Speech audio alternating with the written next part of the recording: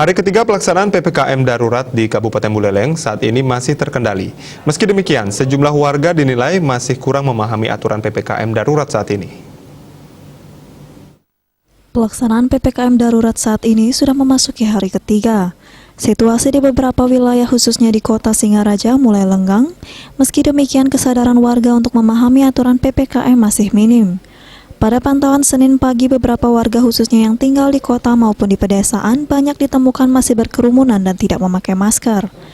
Bupati Buleleng Putu Agus Suratnyana mengatakan, pelaksanaan PPKM darurat di Kabupaten Buleleng masih terkendali. Meski ada ditemukan warga yang belum mematuhi peraturan, mereka sudah diberi pengarahan oleh petugas. Menurutnya, ada beberapa anggota masyarakat yang masih berwisata khususnya di pantai pada akhir pekan. Sehingga nantinya pihaknya akan kembali mengingatkan pengelola wisata untuk tidak menerima kunjungan wisatawan saat PPKM darurat ini. Pantauan hari kemarin kita lihat ke keliling kota udah mulai jam 8 udah sepi kemarin, ya. Jam 7 udah terlalu banyak lah kendaraan di kota loh ya. Nggak ada menumpuk kendaraan di Ahmad Yani karena perbaikan jalan kan. Jadi kita pantau juga keliling sudah mulai tertib lah.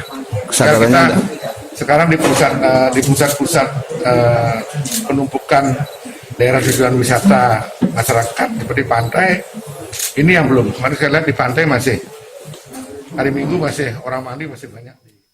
Komang Yuda, Bali TV.